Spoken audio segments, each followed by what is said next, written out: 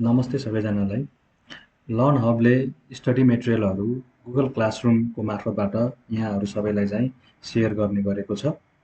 आज यो Google classroom कसरी तपाईँहरूले जोइन गर्ने, कसरी तपाईँहरूले यो स्टडी मेटेरियलहरू क्लासमा पढाइएका स्लाइड्सहरू, बुकहरू र युट्युबका भिडियोहरू चाहिँ कसरी तपाईँहरूले पाउने भन्ने कुरा चाहिँ आज म यहाँहरूलाई सेयर गर्न गइरहेको छु।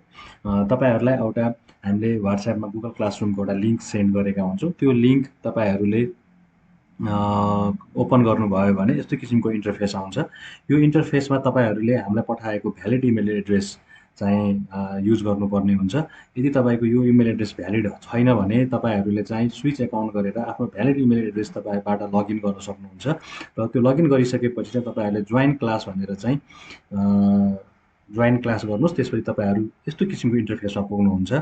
यो चाहिँ लर्न हबको क्लासरुममा राखिएका मेटेरियलहरू चाहिँ यसरी तपाईँको देखिन्छ।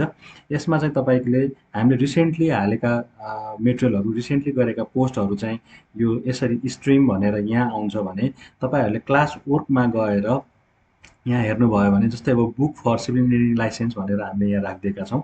यहाँ गएर क्लिक गरेर तपाईँहरूले यहाँ सिधै क्लिक गरेर यो बुक तपाईँहरूले हेरेर पढ्न पनि सक्नुहुन्छ अथवा डाउनलोड पनि गर्न सक्नुहुन्छ। यसलाई यसरी चाहिँ तपाईँहरूले यो बुक पाउन सक्नुहुन्छ।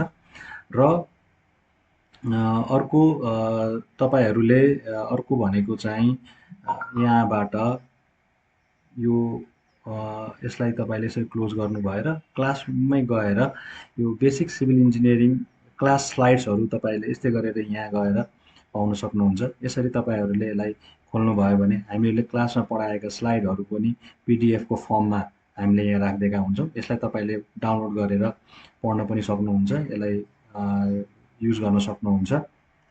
यसरी चाहिँ हामीहरूले सबै मेटेरियलहरू यहीँ राखिदिएका हुन्छौँ। यस्तै गरेर हामीले यहाँ युट्युबका भिडियोहरू पनि राखिदिएका हुन्छौँ।